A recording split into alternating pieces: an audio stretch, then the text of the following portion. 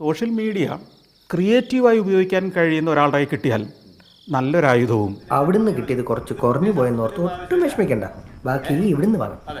ഒരു പ്രാകൃത മനുഷ്യൻ്റെ കിട്ടിയാൽ അത് ഏറ്റവും അപകടം പിടിച്ചൊരു വസ്തുവാണ്. മരം കിട്ടില്ല. ഒന്നും മനഃപൂർവ്വം അല്ലല്ലോ, കരുതിക്കുട്ടിയല്ലേ. ഇവരൊക്കെ കാഞ്ഞ ബുദ്ധിക്കാരാ. ഇവരെ നിങ്ങൾ ചീത്ത വിളിക്കുമ്പോഴും സോഷ്യൽ മീഡിയയിൽ തെറി പറയുമ്പോഴും അവർ പൊട്ടിച്ചിരിക്കുകയാണ്. കംപ്ലീറ്റ് അഹങ്കാരികൾ. അവർക്ക് അതൊക്കെ ഒരു തമാശയാ.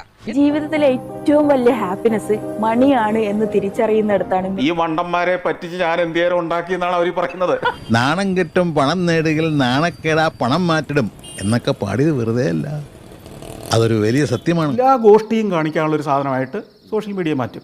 ദീപകിന്റെ തലക്കൽ കൊളുത്തി വെച്ച നിലവിളക്ക് പോലെ അച്ഛനും അമ്മയ്ക്കും കുടുംബത്തിനും ആ വീടിന്റെ ഒരേ ഒരു വെളിച്ചം താനെയങ്ങ് കിട്ടുപോയതല്ല. റീച്ചിനും ഷെയറിനും വേണ്ടി അഹങ്കാരത്തിന്റെ പരകളിൽ ഒരു സ്ത്രീ അടിച്ചു കെടുത്തിയതാണ്, ഒരു കുടുംബം നാനാവിധമാക്കിയതാണ്.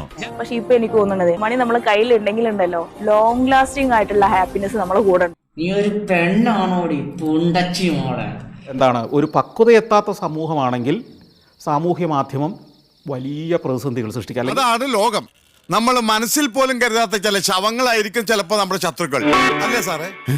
ചില ആളുകളെ ഒരു സംസ്കാരത്തെ തകർത്ത് കളയാനത് മതി. യാവന്തിയോളം കഷ്ടപ്പെട്ട് അധ്വാനിച്ച് കുടുംബത്തിന് വേണ്ടി ജീവിച്ചൊരുത്തനെ സോഷ്യൽ മീഡിയ കമ്പോളത്തിന് വേണ്ടി സൈബർ ആൾക്കൂട്ടക്കൊലയിൽ തൂക്കി വിറ്റ് കഴിവേറ്റിയതാണ്. വീഡിയോ പോസ്റ്റ് ചെയ്തതിന്റെ ഉദ്ദേശം എന്താന്ന് വെച്ചാൽ ഇത് മാക്സിമം ആളുകളിലേക്ക് എത്തിക്കുക, സൊസൈറ്റി അയാളെ ചോദ്യം ചെയ്യണം. ആണോ?